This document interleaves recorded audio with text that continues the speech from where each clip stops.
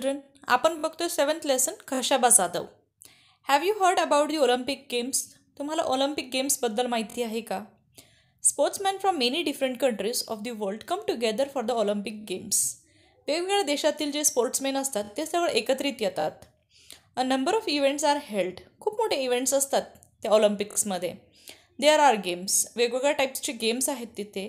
Athletics event like high jump, long jump, खूप उंच उडी, खूप लांब उडी, running, gymnastic, swimming, diving competition, boxing and wrestling matches are and many other things. अशा बऱ्याचशा वेगवेगळ्या कॉम्पिटिशन्स तिथे होतात. The winner are given the gold, silver and bronze medal. आणि जो जिंकतो तर त्यांना भेटतात गोल्ड मेडल, सिल्वर मेडल आणि bronze medal. An Olympic medal is an honor and Olympic winner is considered to be the world champion. Olympic medal ज्याला भेटते ते भेटणं म्हणजे एक सन्मानाची गोष्ट आहे आणि तो म्हणजे त्याला ज्यांना ते भेटते मेडल तो म्हणजे आहे वर्ल्ड चॅम्पियन. नेक्स्ट बघा.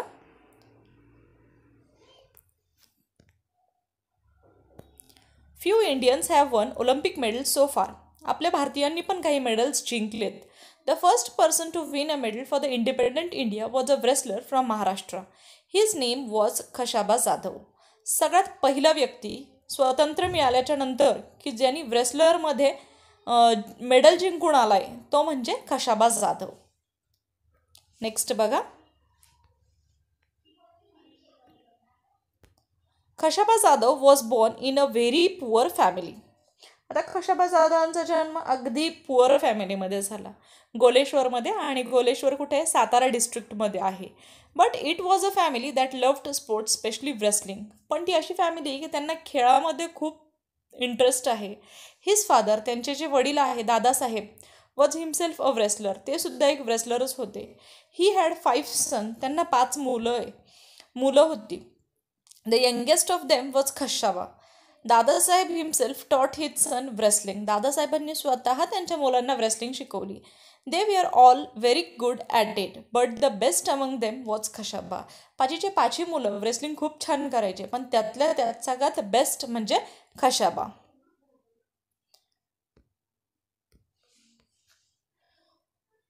From an early age Khashaba love to watch the wrestling bouts. अगदी सुरुवातीपासून लहान असतानाच त्यांना रेसलिंग बाउट्स खूप आवडायचे. बाउट्स म्हणजे चढाओढ. His father took him to see the bouts from the time he was just 4 years old. त्यांचे वडील त्यांना अगदी ते 4 वर्षाचे होते तेव्हापासून घेऊन जायचे रेसलिंग बघायला. He would sit on his father shoulder and watch the bouts. ते त्यांच्या पप्पांच्या खांद्यावर बसायचे आणि बाउट्स बघायचे. बाउट्स म्हणजे काय? चढाओढ. At 10 he was the youngest to get in to the akhada. 10 वर्षाचे झाले आणि ते आखाड्यामध्ये उतरले. Soon it became clear that he was also the best, not only in his own Akhada but in the whole area. आणि हळूहळू लगेच एक लक्षात आलं की ते त्यांच्याच आखाड्यामध्ये नाही तर ते कुठेही खूप छान खेळू शकतात. Khashaba loved other sports too. खशाबांना बाकीचेही स्पोर्ट्स तेवढेच आवडत होते. He was fond of. त्यांना kabaddi, mallakhamb, running, swimming, gymnastic सगळ्याच खेळांचा छंद होता. He took part in all of this. He became strong and agile. त्यामुळे ते प्रत्येक खेळ खेळायचे आणि मग ते खूप स्ट्रॉंग झाले आणि एगाईल झाले. एगाईल म्हणजे काय? Move quickly. त्यांची बॉडी एवढी लवचिक झाली होती की ती पटकन मूव्ह व्हायची. He love to discuss sports with his friends. त्यांना ते खेळून झाल्याच्या नंतर त्यांच्या फ्रेंड्समध्ये चर्चा करायला पण खूप आवडायचं. He went to Rajaram College in Kolhapur where wrestling was encouraged.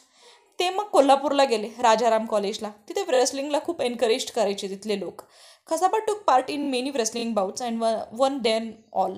खशाबाने खूप मोठ्या कॉम्पिटिशन्समध्ये भाग घेतला आणि शक्यतो त्यांनी सगळ्याच जिंकल्या. In that area he was the champion. त्या एरियामधले ते चॅम्पियन ठरले. Therefore he was sent to the wrestle at the state level and national level. आणि मग तिथूनच त्यांच्या करिअरची सुरुवात झाली. ते स्टेट लेवलला खेळायला गेले, मग नॅशनल लेवलला सुद्धा खेळायला गेले. Khashaba Jadhav become famous at the national level too. ते नॅशनल लेवलला सुद्धा खूप फेमस झाले. मग आता he beat the national champion Niranjan Das in 1948. त्यांनी निरंजन दास त्यावेळेसचे चॅम्पियन होते त्यांनासुद्धा हरवलं 1948मध्ये. That is why it was decided to send him to the international Olympic games. आणि मग त्यानंतर ठरवण्यात आलं की त्यांना आता इंटरनॅशनल ऑलिम्पिक गेम्समध्ये पाठवायचं आहे. नेक्स्ट पॅरा बघा. When the Khashaba Jadhav took part in the Olympic Games for the first time, he found that Indian and international rules were different. जेव्हा ते ऑलिम्पिक्समध्ये भाग घ्यायला गेले सगळ्यात पहिल्यांदा तेव्हा कळलं त्यांना की भारताचे आणि इंटरनॅशनल जे रूल्स आहे ते दोन्ही पण वेगवेगळे आहेत. Also he was use to wrestling in an earthen pit. At the Olympic games the bouts were held on a mat. Olympic गेम्समध्ये जे बाउट्स होते, जे खेळ होते चढाओढीचे, ते मॅटवर खेळायचे. In spite of these differences, Khashaba Jadhav won a 6th place out of the 42. सगळे काही डिफरन्सेस असूनही, सगळे काही नियम वेगळे असूनही तरीही त्यांनी 6वी जागा मिळवली. 42 स्टुडंट्समधनं ते आल्या 6th प्लेसवर आले ते. Next, the Olympic games are held every 4 years. दर 4 वर्षांनी हे गेम्स खेळले जातात. In 1952 Khashaba wished to take part in the Olympics again. परत 1952मध्ये त्यांनी ठरवलं की आता आपल्याला पुन्हा एकदा भाग घ्यायचा आहे ऑलिम्पिक्समध्ये. But it was not an easy task. पण ते एवढं इझी पण नव्हतं. He had to prove his merit again and face the opposition of the officials. त्यांना स्वतःला तर सिद्ध करायचंच होतं, पण त्याचसोबत जे ऑपोजिशन होते त्यांनासुद्धा फेस करायचं होतं. Also in those days, Olympic participants had to spend their own money for traveling to and staying in the place where the games were held. त्यावेळेसची अशी परिस्थिती होती की जे ऑलिम्पिक्समध्ये भाग घेत आहेत त्याच कॅन्डिडेटनी आपल्या येण्या जाण्याचा खर्च, खाण्यापिण्याचा खर्च करायचा असतो. इट वॉज व्हेरी एक्सपेन्सिव्ह आणि बाहेर जाणे, खाणे, पिणे याला खूप पैसे लागायचे.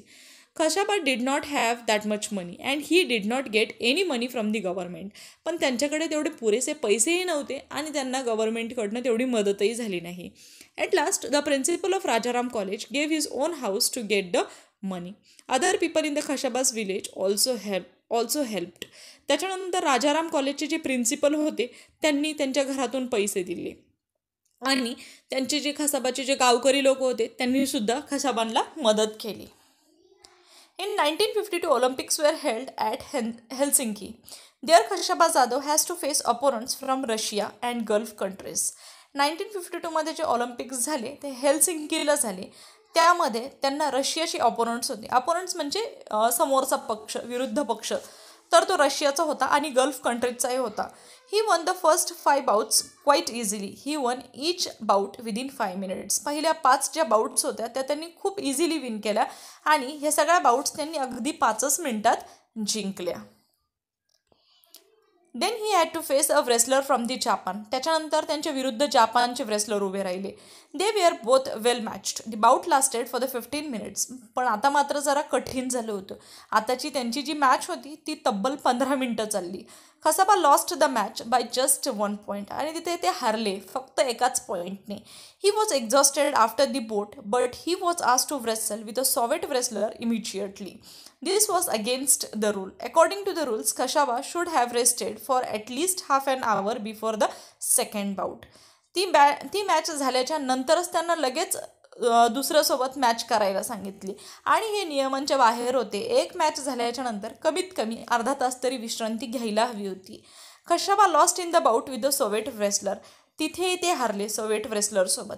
Steel he had won a bronze medal by finishing the 3rd. पण तरीसुद्धा ते ब्रॉन्झ मेडल घेऊन आले. When Khashaba returned from Helsinki many people honoured him. जेव्हा ते हेल्सिंकीवरून परतले तेव्हा बऱ्याच लोकांनी त्यांचा सन्मान केला. The people in his village gave him a grand welcome. त्या सगळ्या गावकऱ्यांनी त्यांना अगदी आनंदाने त्यांचं वेलकम केलं. A procession of 151 bullock carts waited for him in his home village for the Goleshwar. 151 बैलगाड्या त्यांच्या स्वागतासाठी थांबल्या होत्या त्यांच्या स्वतःच्या गावात म्हणजे गोलेश्वरला. The villagers carried their hero home to the sound of dhol. अगदी ढोल ताशाच्या आवाजात त्या सगळ्या गावकऱ्यांनी त्यांना त्यांच्या गावी परत नेलं. Khashaba Jadhav did not forget those days who helped him. After winning the Olympic medal, he played the first bout to raise the money, not for himself, but for the principal who had given his house for sending Khashaba to Helsinki. The principal got his house back again. कशाबा जाधवांनी त्यानंतर जेवढ्याकडनं पैसे घेतले होते त्या सगळ्यांचे पैसे देण्यासाठी सुरुवात केली. After winning the Olympic medal he played the first bout to raise the money. Olympic medal घेतल्याच्या नंतर जी सगळ्यात पहिली बाउट ते खेळले ते फक्त पैसे कमवण्यासाठी आणि ज्यांच्याकडनं त्यांनी पैसे घेतले ते पैसे परत देण्यासाठी. जे प्रिन्सिपल होते त्यांनी स्वतःचं घर ठेवून त्यांना पैसे दिले होते, तर त्यांनी त्यांना परत पैसे दिले आणि त्या प्रिन्सिपलला त्यांचं स्वतःचं हक्काचं घर परत मिळालं. Khashaba won great honour for his country even when he did not have much help or facilities. त्यांनी आपल्या देशासाठी खूप काही केलं. तर म्हणजे जरी त्यांना फॅसिलिटी भेटल्या नाही, जे हवं होतं ते भेटलं नाही, तरी त्यांनी आपल्या भारतासाठी खूप काही केलेलं आहे. Today sportsman have many facilities. Shouldn't we all try our best to win greater honours for our motherland. आज तर खूप मोठे स्पोर्ट्समॅन आहे आणि स्पोर्ट्समॅनसाठी फॅसिलिटीज पण खूप मोठ्या आहेत. तर मग आज आपण प्रयत्न करायला नको आहेत का?